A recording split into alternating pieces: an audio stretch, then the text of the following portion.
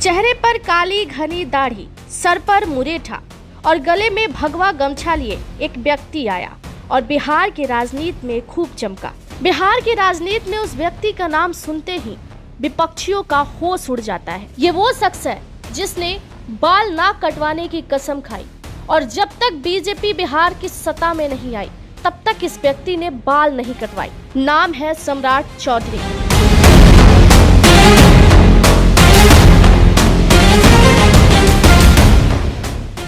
नवंबर 1968 को मुंगेर जिला के लखनपुर गांव में पैदा हुए सम्राट चौधरी। असली नाम है राकेश कुमार, लेकिन दुनिया इन्हें सम्राट चौधरी के नाम से जानती है। ये इंसान हमेशा एक कदम आगे का सोचते हैं। उनका परिवार बिहार के पॉलिटिशियन का चौधरी राज परिवार है। पिता शकुनी चौधरी आर्मी से पॉलिटिशियन बने, 7 बार विधायक और सांसद रहे, कभी कांग्रेस से तो कभी लालू से तो कभी नीतीश कुमार के जेडीयू से। ये आदमी पार्टी चेंज करने का चैंपियन था। माँ पार्वती देवी भी तारापुर से एक बार की विधायक रही। कल्पना कीजिए, बचपन से ही घर में चुनावी बहस, रैली और वो राजनीतिक फायर जो आज भी सम्राट चौधरी के अंदर झलकता है। लेकिन उनके जीवन में असली ट्विस्ट आया 1995 में। उनके पिता और खुद सम्राट पर कांग्रेस लीडर सचिदानंद सिंह का हत्या का केस लगा और ये कंट्रोवर्सी सम्राट चौधरी के फैमिली को लाइमलाइट में ला दिया। लेकिन चौधरी परिवार ने हार नहीं मानी। सम्राट ने मदुरै कामराज यूनिवर्सिटी से हायर एजुकेशन ली, लेकिन किताब से ज्यादा रोड पर सीखा, बिहार की गलियों में घूम घूम कर। सम्राट की राजनीति एंट्री सन 1990 में हुई, लेकिन असली धमाका 2018 में हुआ जब वो बीजेपी में शामिल हुए। पहले वो जेडीयू में थे, लेकिन नीतीश कुमार के साथ मतभेद हो गया। बीजेपी ने उन्हें ओबीसी फेस के तौर पर आगे रखा। बिहार में जब भी बीजेपी के ऊपर जाति का टैग लगा तब वो सम्राट चौधरी को आगे कर देते और बताते कि ओबीसी का सबसे बड़ा चेहरा हमारे पास है। साल 2020 में सम्राट चौधरी विधान परिषद पहुंचे। फिर साल 2024 में नीतीश कुमार ने महागठबंधन छोड़ा और बीजेपी के साथ गठबंधन किए। 28 जनवरी 2024 को सम्राट चौधरी ने डिप्टी सीएम के पद के लिए शपथ लिया, साथ में विजय सिन्हा भी। लेकिन ये तो शुरुआत थी। 2025 के बिहार विधानसभा चुनाव में उन्होंने तारापुर सीट से चुनाव लड़ा। 1,22,480 वोट से उन्होंने राजद के अरुण कुमार को हरा दिया। अरुण कुमार के खाते टोटल 45,843 वोट ही आए।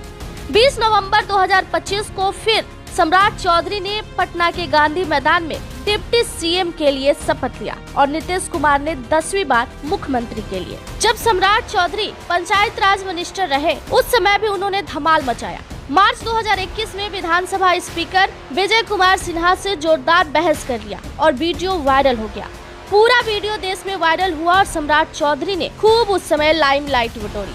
सम्राट चौधरी ने कहा कि मैं चुप नहीं रहूंगा, ये मेरा अधिकार है और मैं जरूर बोलूंगा। सम्राट चौधरी की सबसे बड़ी खासियत ये मानी जाती है कि वो जब जो बोलते हैं वो करते हुए नजर आते हैं। जब तक बिहार में बीजेपी की सरकार नहीं आएगी तब तक मैं बाल नहीं कटवाऊंगा, ये बयान उनका है और ये 2015 से चलता आ रहा है। और ठीक ऐसा ही हुआ। जब तक बिहार के अंदर एनडीए की सरकार नहीं आई, सम्राट चौधरी ने अपना मुरेठा नहीं खोला। सम्राट चौधरी की शादी ममता कुमारी से हुई है। उनके 2 बच्चे भी हैं, एक बेटा और एक बेटी। लेकिन पॉलिटिक्स में व्यस्त रहने के बाद भी सम्राट चौधरी अपनी फैमिली को नजरअंदाज नहीं करते। सम्राट चौधरी करोड़ों के मालिक हैं, लेकिन फिर भी वो कहते हैं कि पैसा कमाना आसान है, लेकिन वोट और जनता को खुश करना बहुत मुश्किल है। सम्राट चौधरी की जिंदगी बिना कंट्रोवर्सी तो अधूरी है।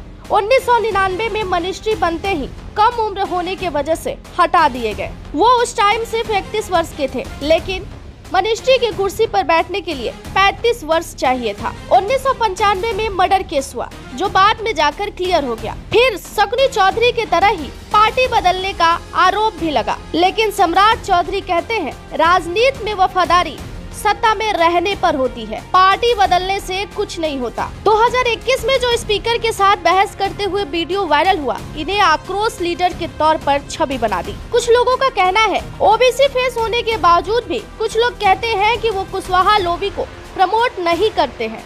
लेकिन सम्राट का जवाब है, मैं सबके लिए लड़ता हूँ। आज 57 साल के सम्राट चौधरी बिहार सरकार में डिप्टी सीएम है। आप उन्हें बीजेपी के स्टार कैंपेनर भी कह सकते हैं। फेसबुक पर उनके 29 लाख फॉलोअर्स हैं और हर पोस्ट पर लाखों लाइक। 2025 बिहार विधानसभा चुनाव में जब तारापुर से उन्होंने जीत दर्ज की तो और मजबूत होते हुए दिखाई दिए। लोग उन्हें अगले सीएम के भी नारा देने लगे थे। लेकिन बिहार के पॉलिटिक्स में कुछ भी हो सकता है। नीतीश के साथ लालू का विरोध और बीजेपी का सपोर्ट।